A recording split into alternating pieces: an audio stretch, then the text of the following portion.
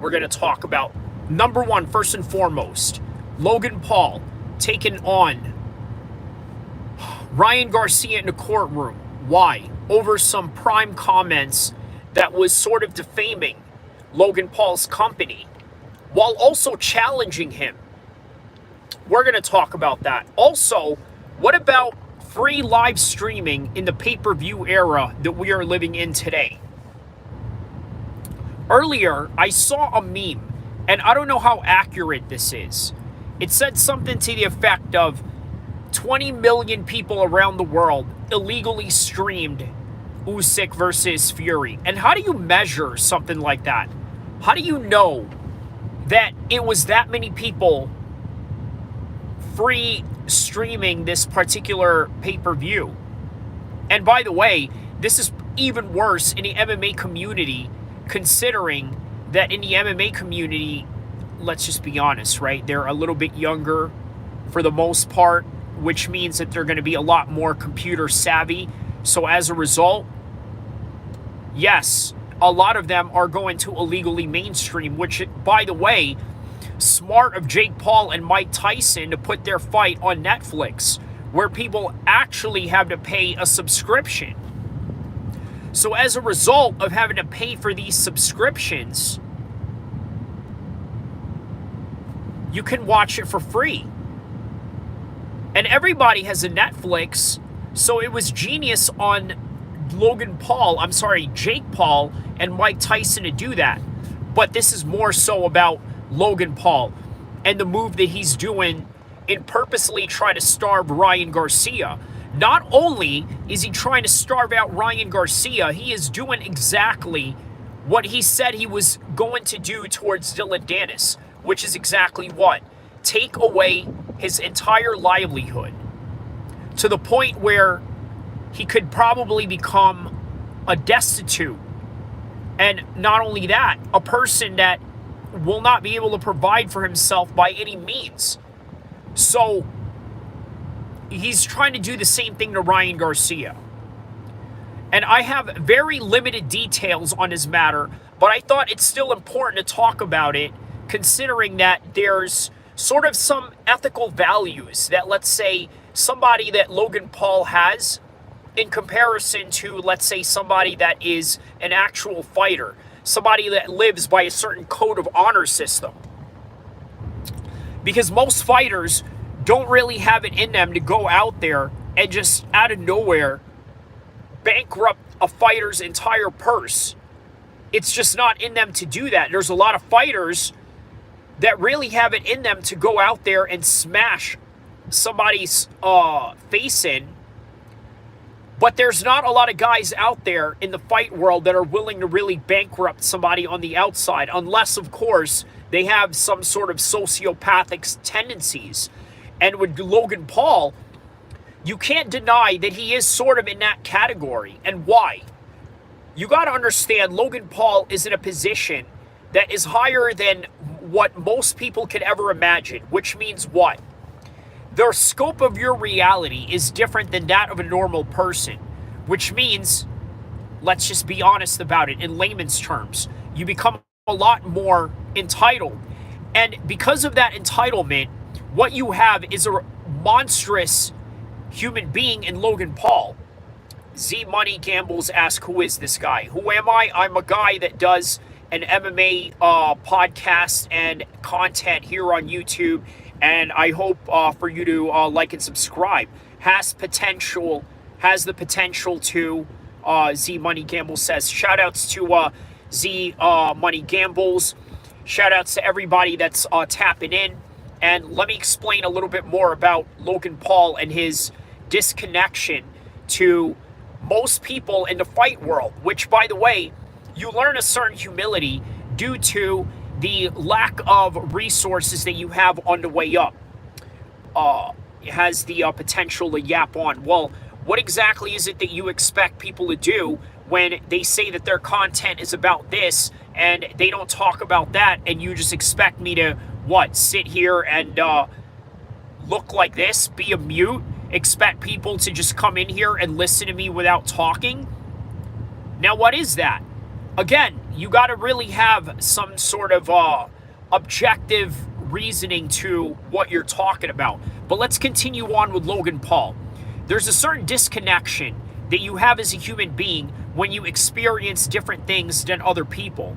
For example, if let's say you are a baby that was mistreated in a certain kind of manner, that may affect you in the long run of your toddlerhood, in your early childhood, and all the way to your teens, all the way to your adulthood. All of these things matter. Now, what are some experiences that Logan Paul has had in his early 20s all the way to where he is almost 30 years old right now? It's an absolute disconnection to most normal 20-year-olds. So in other words, you have a world of yes men around you. In other words, anything that goes against you, you will react in a way that is powerful by the means of the resources that you have with your lawyers, by the means of the resources that you have when it comes to, let's say, your public relations team, when it comes to your PR management. Not only that, your media team that can scrub things out in the internet if, let's say, you look bad in a certain way. So you have this overall control of the narrative.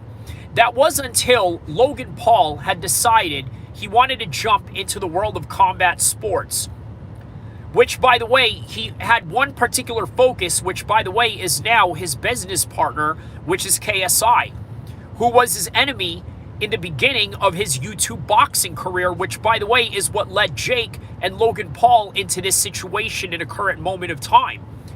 So as we speak, now Logan Paul has immersed himself with characters in the real world of professional fighting. You've seen it with his brother Jake when he got into it with Daniel Cormier.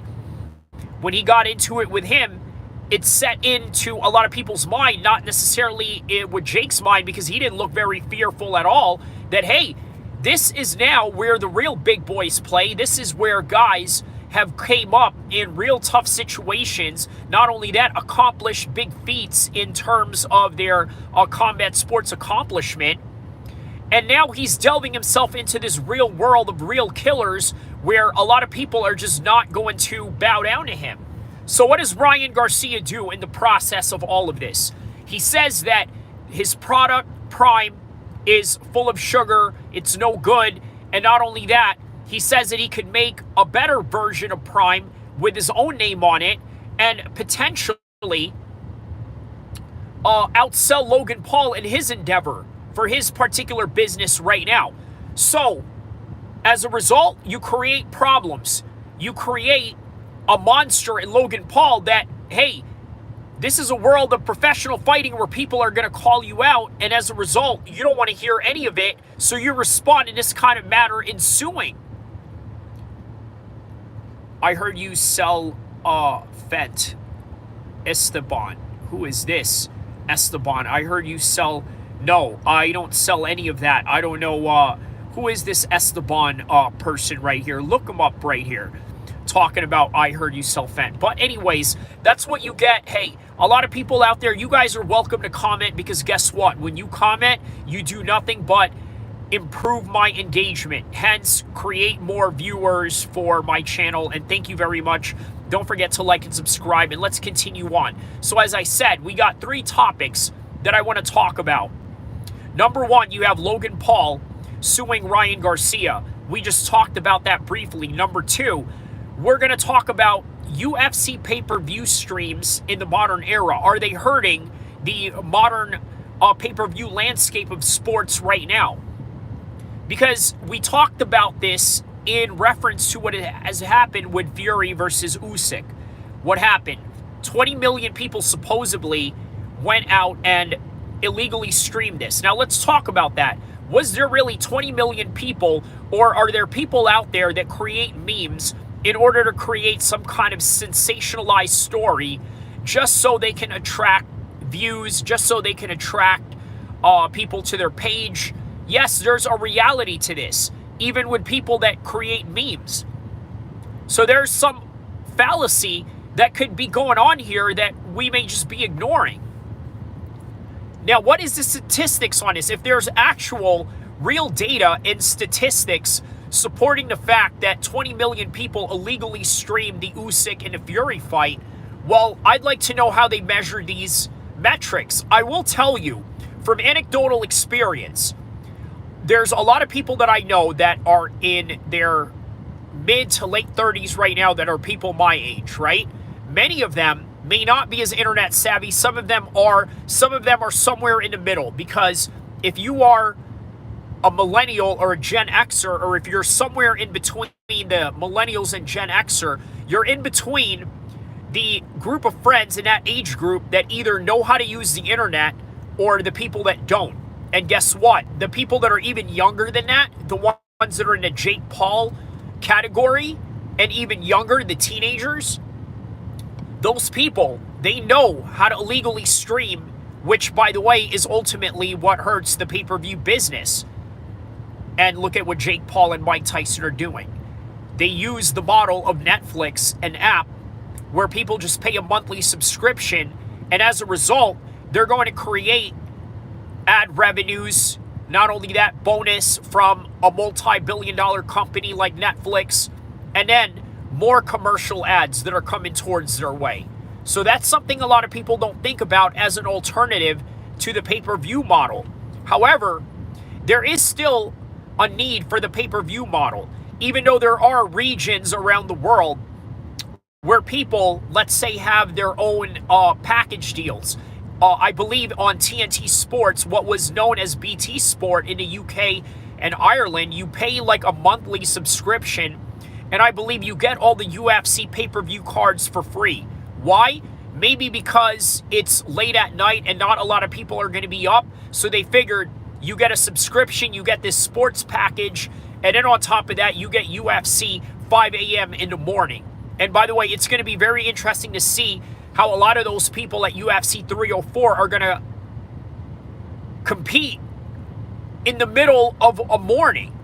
That's really going to be interesting to see. So moving on to the pay-per-view model, is it still needed? Yes, there is a market in the United States that will continue to pay the pay-per-views, which, by the way, are the people that are within my age group and the ones that are even older. The ones that are in their 40s, now going on to their 50s, and in even the 60s to the 70s. All these people, they know how to do is pay-per-view model.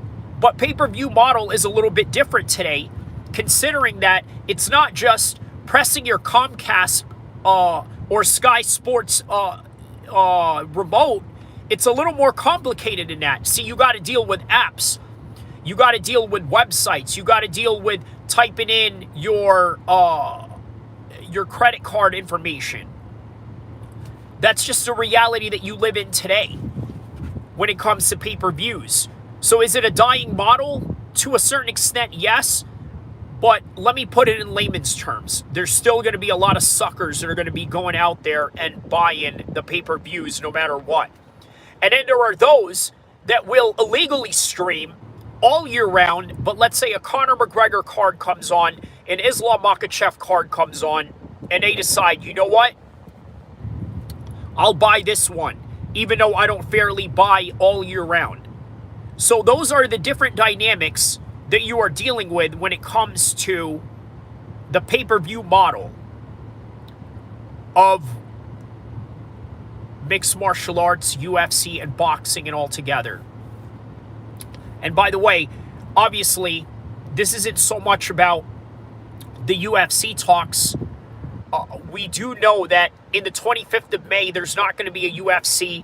There's going to be the Jack Catterall fight and the Josh Taylor fight, a rematch, a real bad blood situation they got going on there. It was once for an undisputed championship.